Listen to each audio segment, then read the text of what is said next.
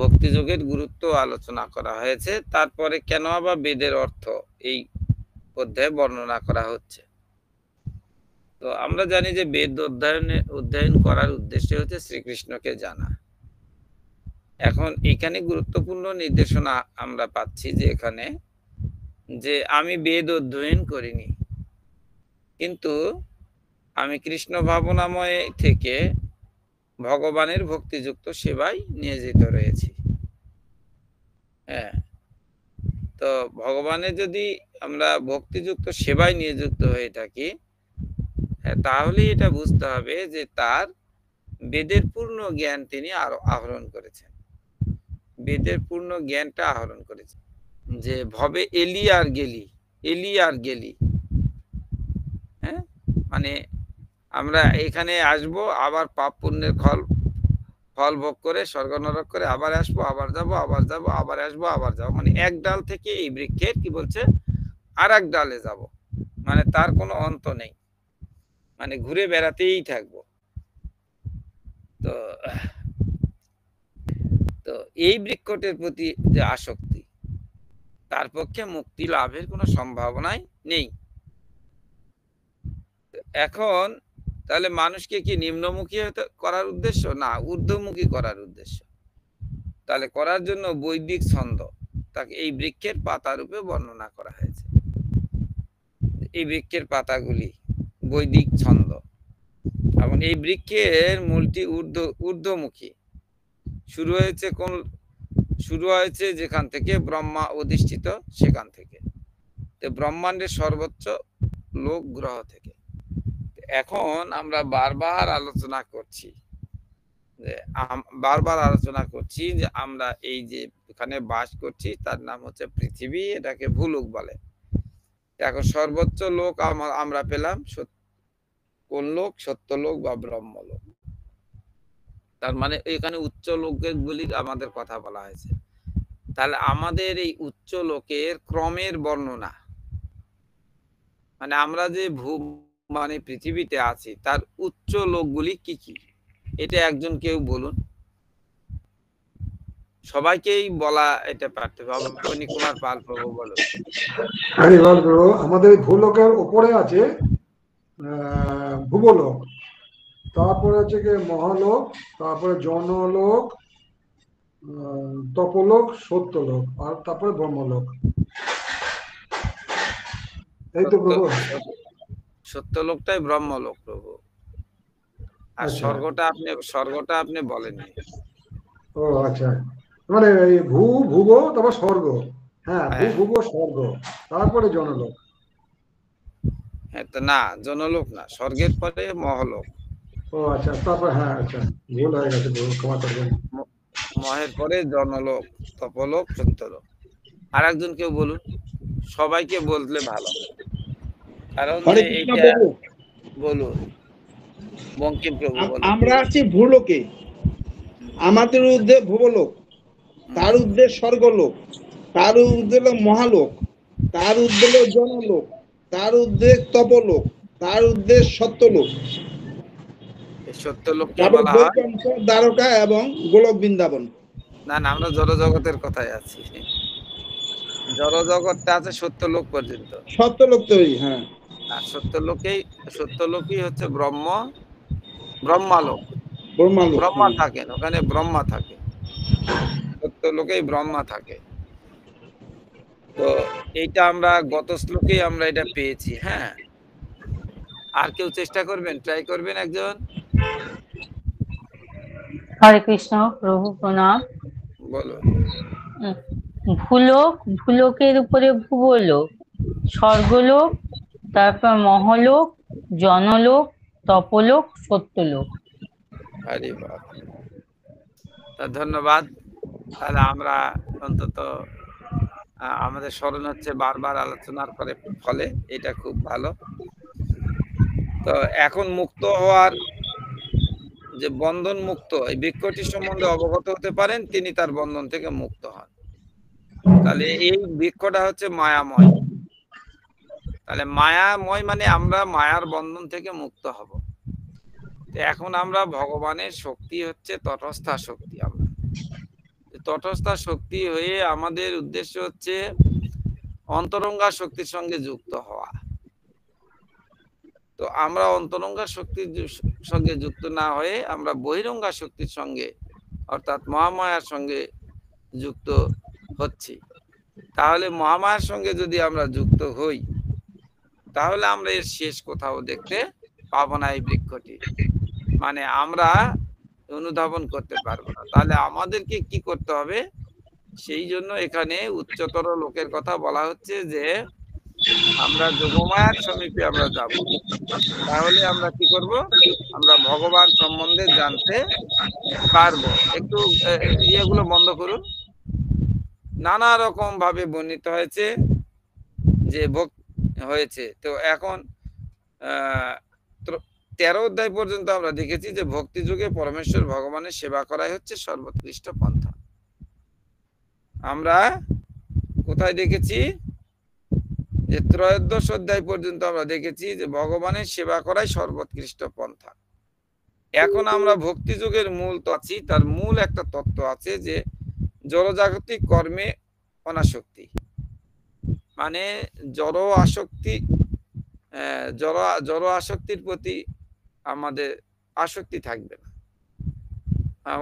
আর হচ্ছে অনাসক্তি, এটা অনাসক্তি মানে জড় নয়, আমরা কৃষ্ণে আসক্তি থাকবো, জড় আসক্তি নয়, জড়তে অনাসক্তি আর কৃষ্ণের প্রতি আমাদের আসক্তি।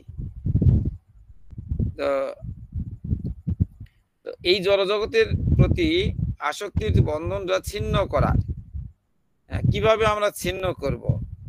তো তাই যে এই জড় অস্তিত্বের মূল হচ্ছে ঊর্ধ্বমুখী, তার অর্থ মানে এই ব্রহ্মাণ্ডের সর্বোচ্চ লোক মহত্তত্ত্বের জড়জাগতিক অস্তিত্ব থেকে শুরু হয়, সেখান থেকে গ্রহমণ্ডলী রূপে শাখা সারা ব্রহ্মাণ্ড জুড়ে ছড়িয়ে পড়ে, মানে গ্রহমণ্ডলী রূপে শাখাগুলি। তার ফল হচ্ছে জীবের কর্মফল, তার ফলটাই জীবের কর্মফল। এই কর্মফলটা হচ্ছে ধর্ম, অর্থ, কাম, মোক্ষ। সেটা আমাদের কিন্তু কোনোটাই আমাদের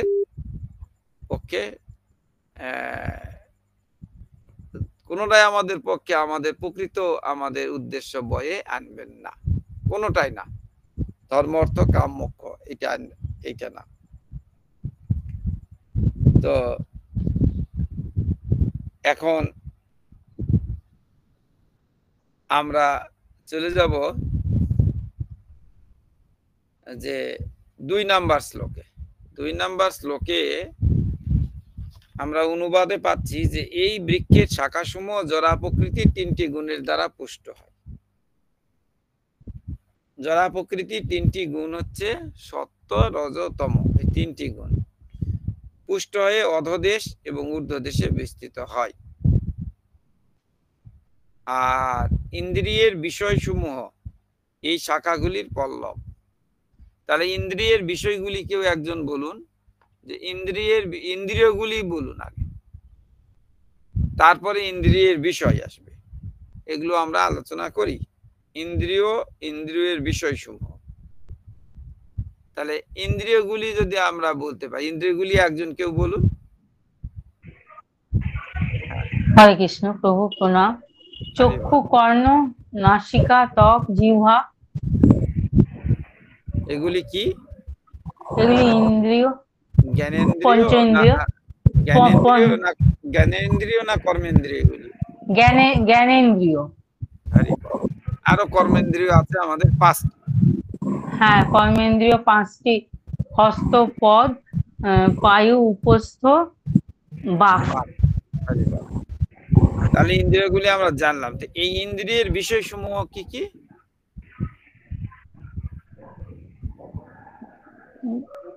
বিষয় বলতে প্রভু চক্ষু দ্বারা আমরা দর্শন করি সব। আচ্ছা, কি বলুন, কে বলতে চাচ্ছেন? রূপ, রস, গন্ধ, শব্দ, এগুলি ইন্দ্রিয়ের বিষয়। এই বিষয়গুলি হচ্ছে শাখাগণের পল্লব, মানে শাখাগণের আবার পল্লব। পল্লব মানে পত্র। এই বৃক্ষের মূলগুলি অধদেশে প্রসারিত। এবং সেগুলি মনুষ্য লোকে সকাম কর্মের বন্ধনে আবদ্ধ করে। তা সুন্দরভাবে একটা বৃক্ষের আমরা এখানে বর্ণনা আমরা পাচ্ছি, সুন্দর রূপে বর্ণনা পাচ্ছি।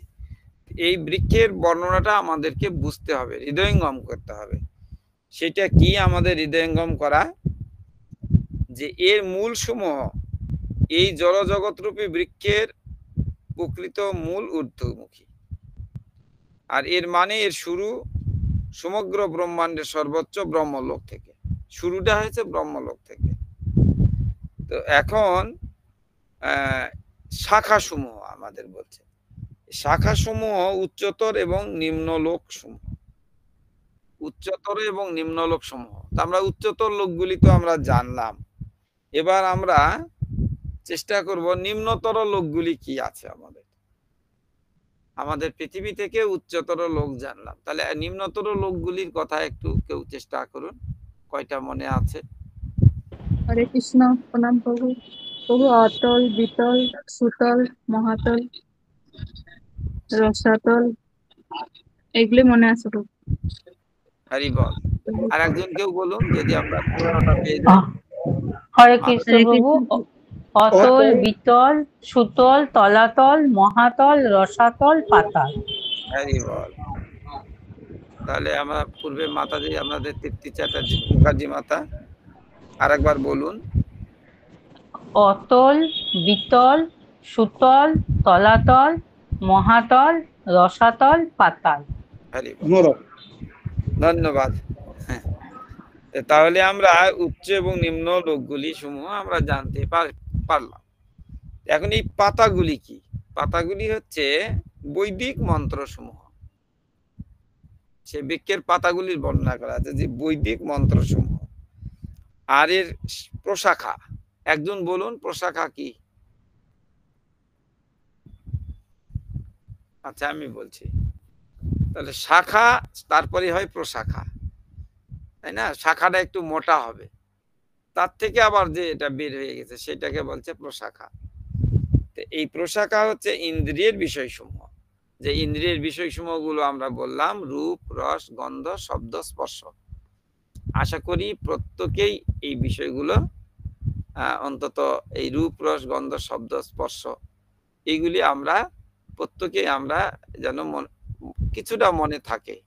আর ক্লিয়ার মনে থাকলেই আমরা থাকতে হবে, কেননা আমরা এখন পাঠদানে দিচ্ছি, মানে একের পর একে পাঠদানে দেওয়া হচ্ছে শ্রীপাদ দ্বিজহরি প্রভুর, হ্যাঁ, মানে তার মতামতের ভিত্তিতে আমাদের পরিচালক বর্গের যে যারা আছেন তারা এটা পর্যবেক্ষণ করেন।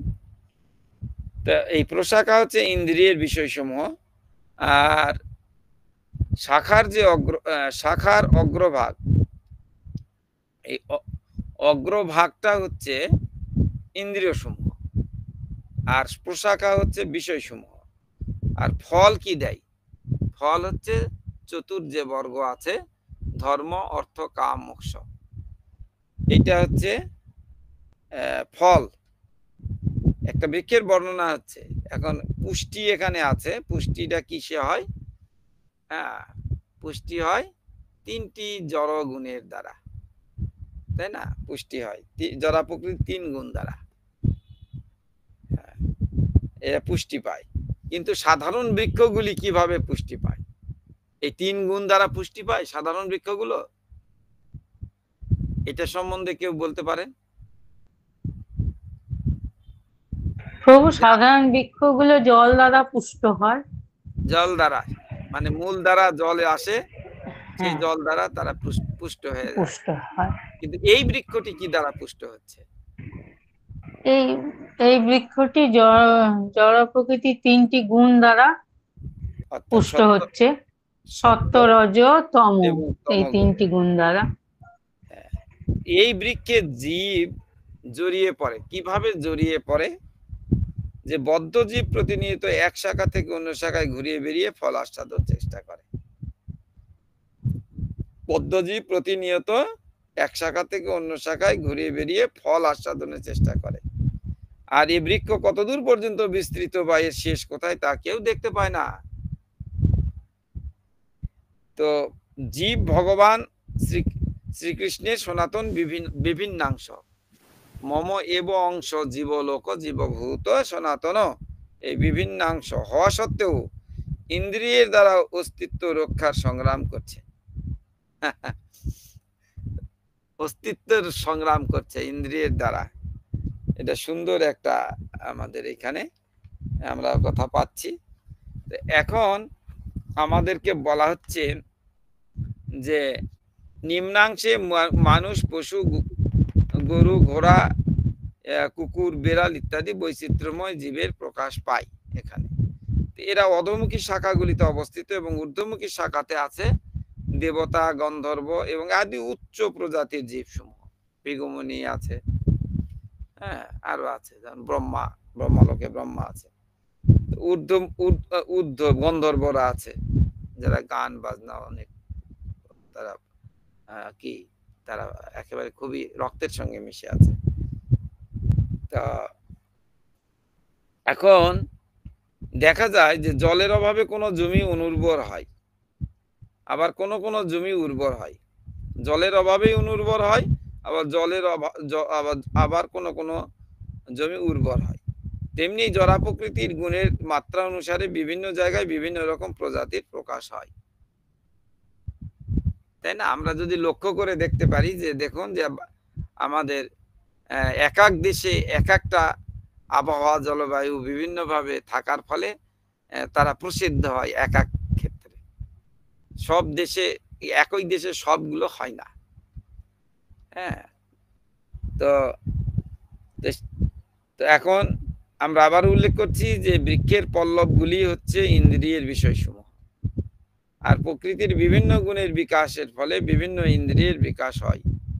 তো ইন্দ্রিয়ের দ্বারা আমরা নানা রকমের ইন্দ্রিয়ের বিষয় ভোগ করি। যে বিষয়গুলো আমরা বললাম যে ইন্দ্রিয়ের বিষয়গুলো হলো রূপ, রস, গন্ধ, শব্দ, স্পর্শ। আর ইন্দ্রিয়গুলি আমাদের জ্ঞানেন্দ্রিয়ের কথা এখানে বলছে চক্ষু, কর্ণ, নাসিকা, জিহ্বা, ত্বক।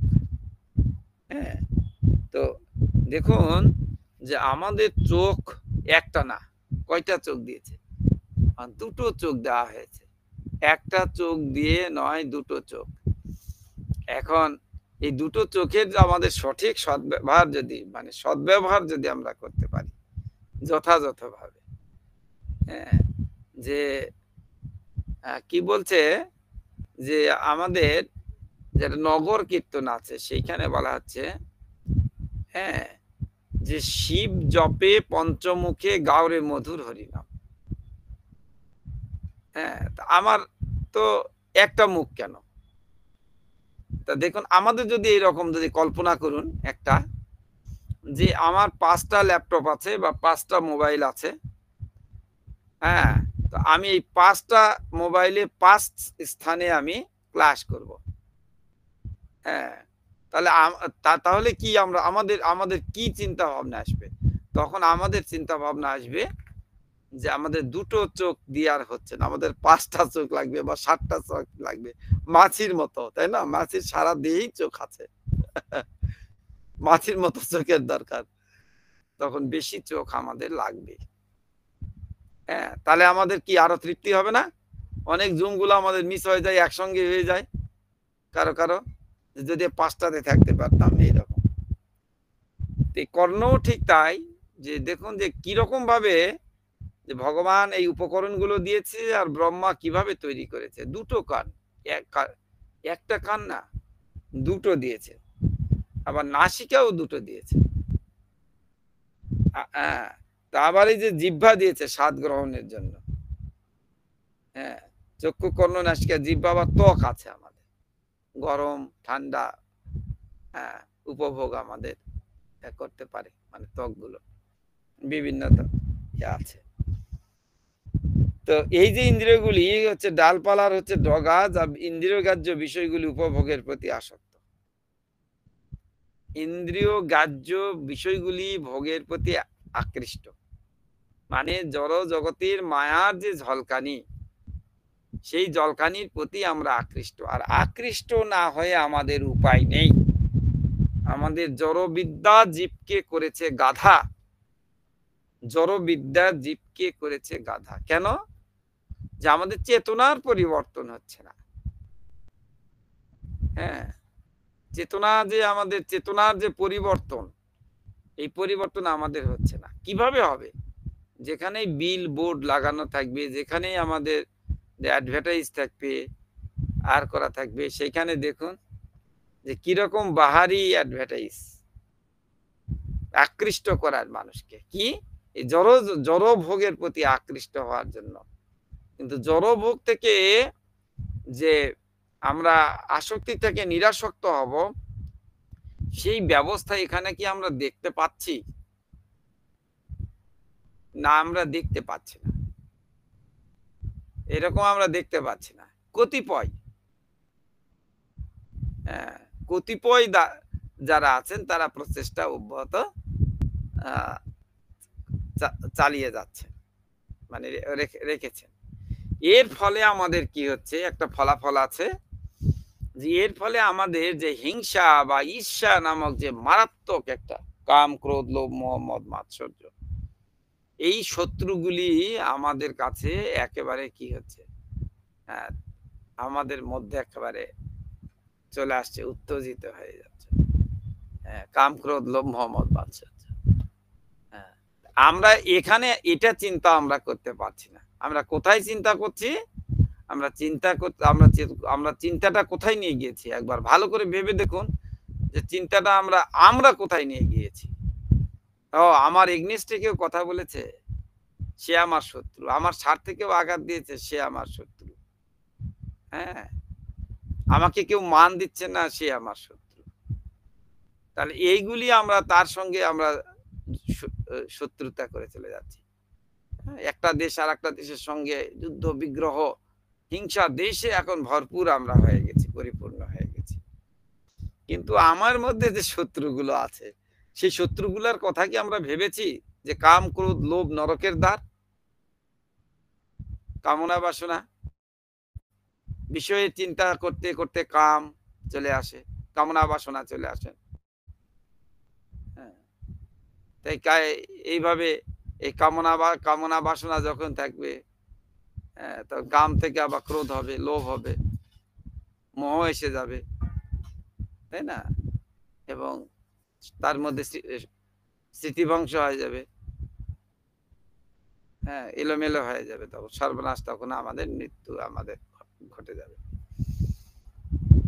তো তাই বলছে যে শাখামূলগুলি হচ্ছে নানা রকম দুঃখ, সুখ ও দুঃখজাত আসক্তি ও বিরক্তি। আমাদের এখানে দুঃখর কথা বলা হচ্ছে। যে আমাদের নানা রকম সুখ এবং নানা রকম দুঃখ, নানা রকম আমাদের সুখ আছে।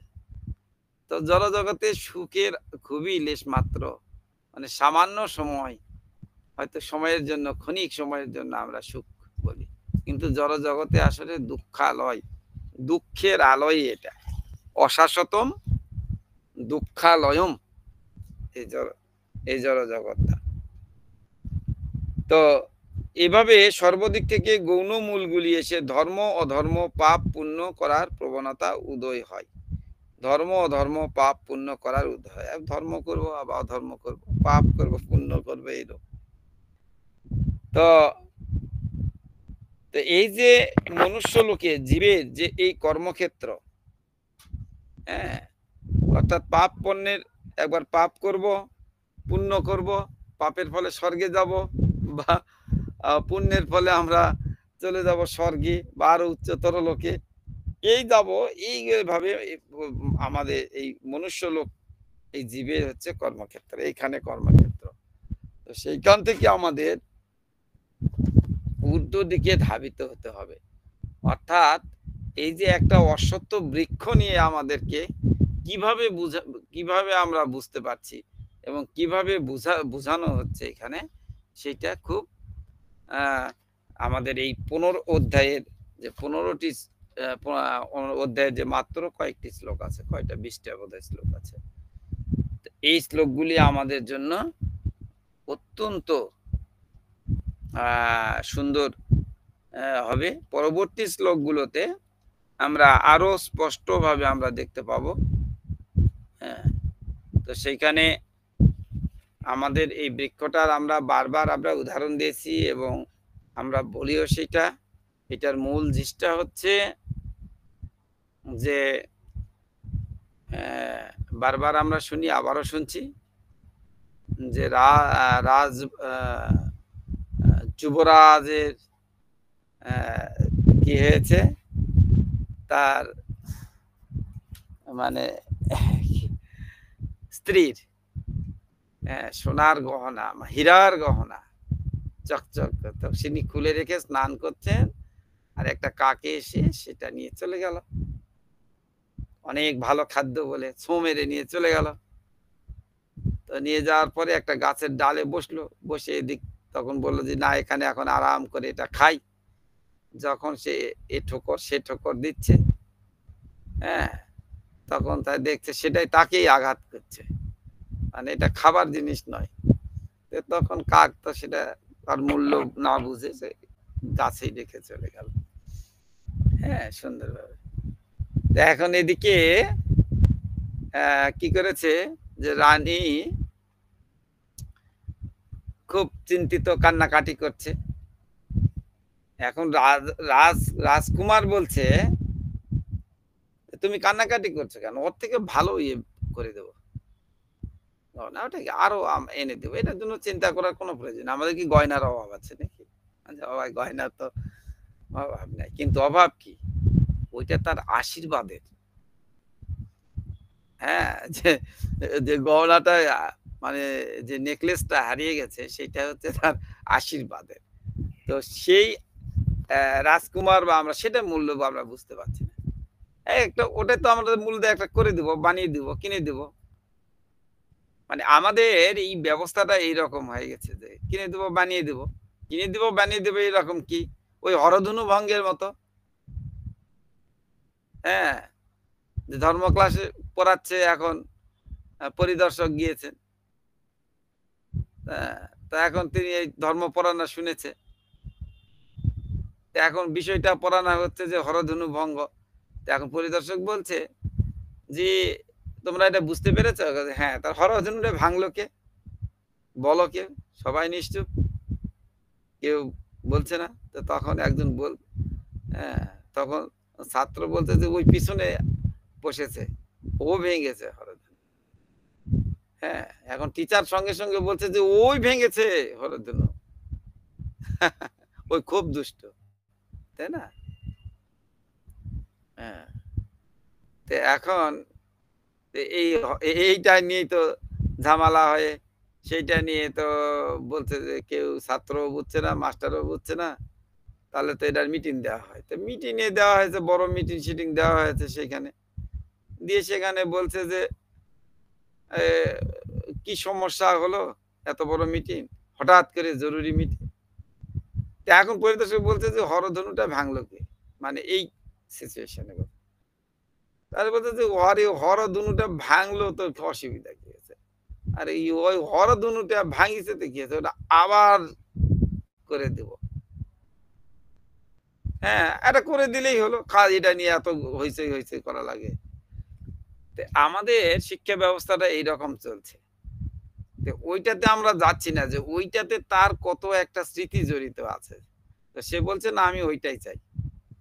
এখন ঢোল দিয়ে দেওয়া হয়েছে গাছের উপর, তো তখন এখন তো নেকলেসটা গাছের উপর, টাকার অনেক অফার দেওয়া হয়েছে। তো একজন যুবক বসে আছে, খুব ভাবছে, চিন্তা ভাবনা করছে। হ্যাঁ, সেও ভাবছে হয়তো তা আমার প্রিয়জনকে যদি নাই, যদি এরকম একটা নেকলেস উপহার দিতে পারতাম, মানে এটা যদি পেতাম তাহলে কি হতো। হ্যাঁ, তাহলে এটা দিলে অনেক টাকা পাবো, টাকা দিয়ে আমি একটা কিছু দিতে পারবো, এইরকম না হলে সাধারণ মানের একটা দিতে পারবো সেই অর্থ দিয়ে। তো সে জলের দিকে তাকিয়ে দেখে যে সত্যি নেকলেসটা ঝকঝক করছে। তখন জলে সে দিয়েছে লাফ, হ্যাঁ পেয়ে গেছি। খুঁজতে খুঁজতে খুঁজতে আবার ডুবে, আবার আসে, ডুবে আসে, ডুবে আসে, ডুবে আসে, কিন্তু নেকলেস আর পাওয়া যায় না। একটু পরে জলটা স্থির হয়ে যায়, আবার নেকলেস দেখে, আবার যায়, আবার নেকলেস, আবার যায়। একজন সাধু দেখেছে অন্য পার থেকে, সে স্নান করতে আরে সকালে দেখলাম ওই জলে ডুবছে, আবার দুপুরে দেখছি ওই জলে ডুবছে। হ্যাঁ, তো এই ছেলেটা তো মারা যাবে। হ্যাঁ, তো আমি যাই, তো কি হয়েছে? তখন সে যে বলছে যে তুমি এত ডুবছো কেন, আর করছো। দেখুন সে চিন্তা করছে যে না, একে যদি বলে দিই তাহলে তো আমার আসল কাজ হবে না, ও তো নিয়ে পালাবে। তো তাই বলতে চাচ্ছে না। তখন আবার ভাবছে যে না, আমি তো পাচ্ছি না, অনেক চেষ্টা করছি, তাহলে লোকটি ভালো হতে পারে, সাধু, অনেকে বেশ ধরে, এই প্রকৃত সাধুই হতে পারে। তো সে এখন জলের উপর তখন সে বলছে যে এইরকম, এই দেখো নেকলেসটা আমি দেখতে পাচ্ছি, আমি আর পাচ্ছি না, খুঁজে যাচ্ছি, পাচ্ছি না। তখন হাসছে সাধু। হাসা দেখে তার এত মনের মধ্যে যে সারাদিন ডুবছে আর হাসছে, তার রাগ ধরবে না? অনেক রাগ ধরে গেছে। তুমি রাগ করো না, তুমি যে কাজটা করছো এটা হচ্ছে নকল কাজ, আসল কাজটা কোথায় আছে? তুমি গাছের দিকে তাকাও। আরে নেকলেসটা আছে গাছের ডালে, আর তুমি ডুবছো জলে, তাহলে হবে? তারপরে সে গাছের ডালে তাকিয়ে দেখলো যে হ্যাঁ, সত্যি সে নেকলেস। তা মহা আনন্দে সে খুশি হয়ে গেল। হ্যাঁ, মহা আনন্দ পেল। আমরা যদি আসল গাছটা না খুঁজে, যদি আমরা এই নকল গাছটা যদি আমরা নিয়ে খুঁজি, হ্যাঁ, কল্পিত সেই বৃক্ষ নিয়ে যদি আমরা ভাবি বা আমরা সেটাই নিয়ে আসক্ত হয়ে যাই, তাহলে আমাদের মূল উদ্দেশ্যটা থেকে আমরা অনেক দূরে আমরা চলে যাব, মূল স্থান থেকে। হ্যাঁ, তো সেই জন্য